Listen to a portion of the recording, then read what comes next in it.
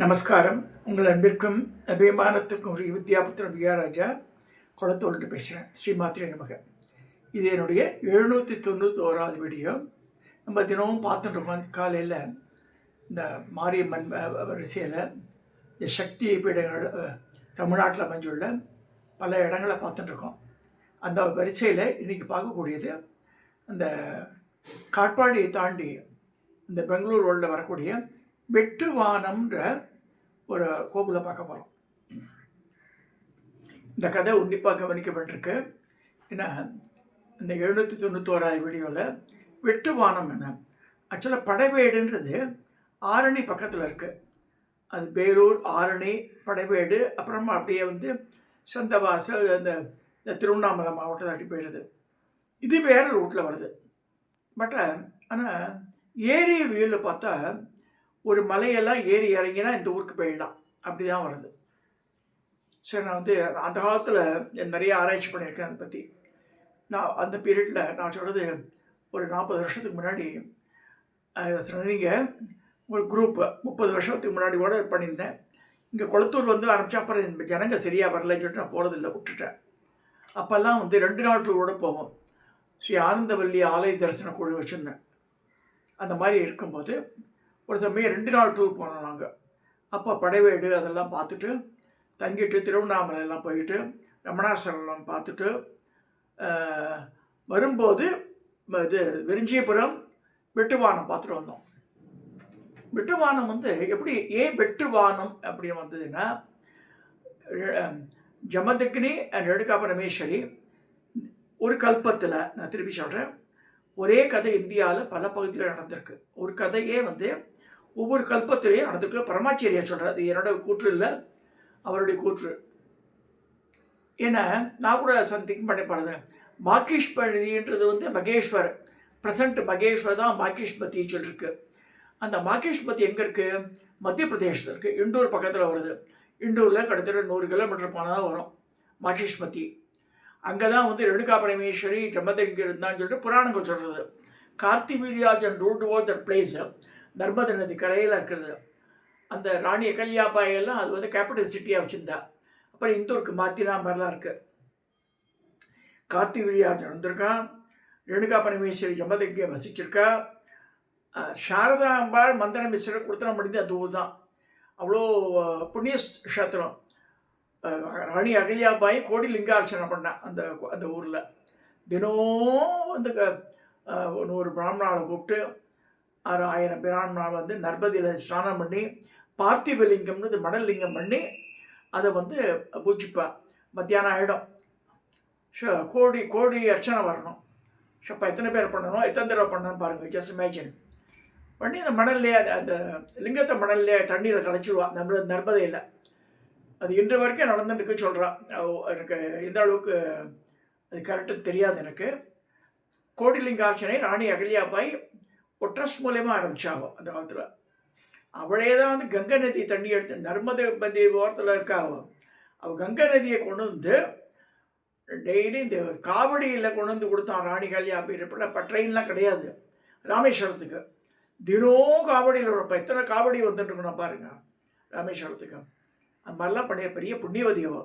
அவள் இல்லைன்னா ஜோதிர்லிங்க ஸ்தலங்கள்லாம் இல்லவே இல்லை இந்தியாவில். So coming to our subject, வெட்டுவானம் எப்படின்னா, காசிராஜா பொண்ணா பிறக்கிறா ரேணுகா பரமேஸ்வரி. அப்படி பிறந்து அவள் மந்திரி பொண்ணு சாமுண்டி. 2 பேரும் they are travelling towards south. ஒவ்வொரு இடமா வெற்றி கொண்டு வர. அப்படி வரும்போது இங்கே ஆரணி பக்கத்தில் வரும்போது ரொம்ப ரம்மியமாக இருக்க இடம்லாம் பார்த்துட்டு பாலாத்தங்கரை விருத்த ஷீர நதின்னு பேர். விருத்தம்னா பழசு, ஷீர நதியில் பாலாறு. விருத்த ஷீர நதியில் இருக்கிற அந்த இதெல்லாம் பார்த்து, இந்த சோலைகள், அந்த மரங்கள்லாம் பார்த்து ரொம்ப ரொம்ப ரம்மியமாக இருக்க நினச்சிக்கிறேன். அந்த நேரத்தில் ஜமதக்னி இஸ் அன் கிளாட், ரொம்ப அழகாக இருக்கார். மூஞ்சில் அப்படியே தேஜஸ் கொட்டுறது, அப்படியே சொல்கிறது. அவரை பார்த்து லவ் பண்ண ஆரம்பிச்சிடுறா. அப்போ சொல்கிறேன், நான் உங்களை கல்யாணம் பண்ணிக்கணும் ஆசைப்பட்றேன்ற. இல்லைம்மா நீ சக்தி பொண்ணு, நான் பிராமணன் அப்படி பண்ணிப்பேன்ற. இல்லை நான் மாற்றிக்கிறேன் என் பிஹேவியர்லான்ற. இல்லை உனக்கு கஷ்டம், நீ ராணியாட்டம் இது மாதிரிலாம் இல்லை எல்லாத்தையும் அமைச்சிடன்னு சொல்லிவிட்டு அதுக்கு முன்னாடி படை வீடு எடுத்து, படை வீடுனா படை வீடு ஆர்மி கேம்ப் அமைச்சு தங்குறாங்க.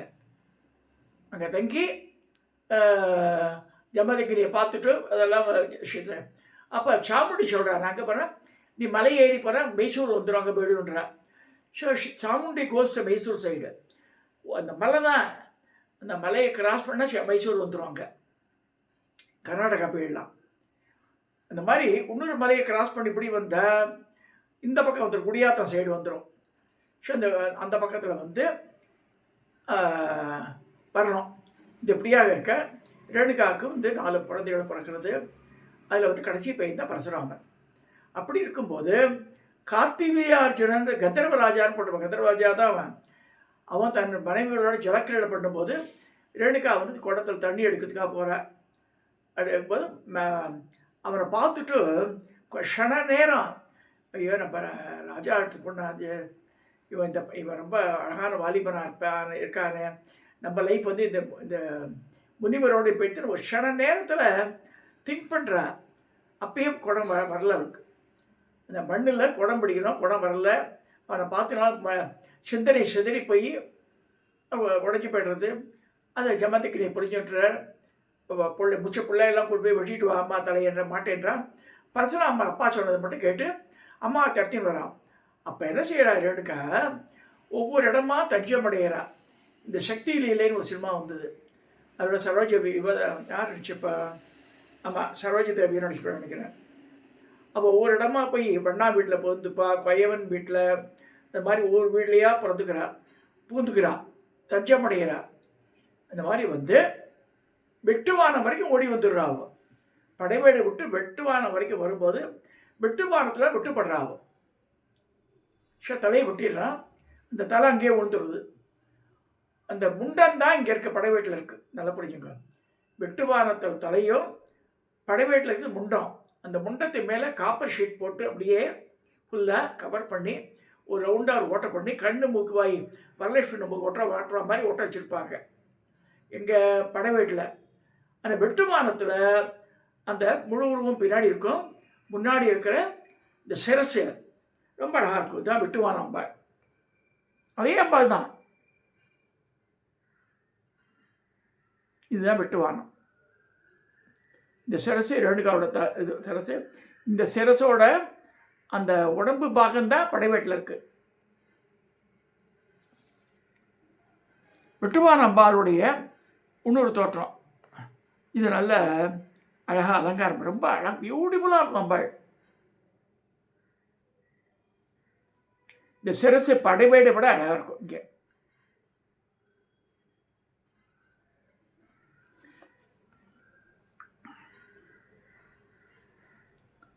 இது மூலவர் அம்பாளே அப்படியே பாருங்க, கருவறையே கீழே சந்தனக்கா போட்டிருக்க. பின்னாடி அம்பாள் வந்து கவசத்தை தங்க கவசத்தில் இருக்க, வெள்ளி கவசம் தங்க கவசம் எல்லாரும் இருக்கு அம்பாளுக்கு. இந்த நிகழ்ச்சி வந்து அந்த பக்கத்தில் குடியாத்தம் பக்கத்தில் இவ ரொம்ப ஃபேமஸ்ஸு. வெட்டுவான் அம்பாள், இந்த எல்லையம்மன் சொல்லுவாள்.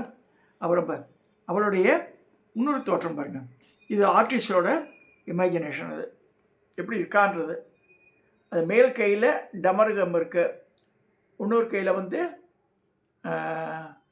சூலம் இருக்குது.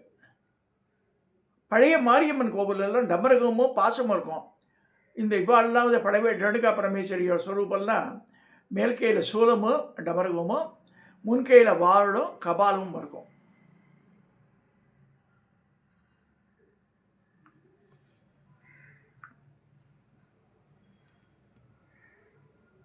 இந்த கோவில் குளம் முன்னாடி குளம், திருவேற்காடாட்டம் முன்பக்கத்தில் குளம் இருக்குது, பின்னாடி கோவில் இருக்குது, ராஜகோபுரம் இருக்குது. இது வெட்டுவானம் ஆலயத்தினுடைய தோற்றம். அந்த பக்கத்தில் இது ரொம்ப ஃபேமஸ்ஸு. எனக்கு ரொம்ப ரம்மியமாக இருந்தது அந்த இடம் போகும்போது. இதில் படைவேடு பார்க்குறப்பா கட்டாயம் இது ரெண்டுத்தையும் பார்க்கணும். படைவேடையும் பார்க்கலாம், முதல்ல வந்து வெட்டுவானம் பார்த்துட்டு கூட போகலாம்.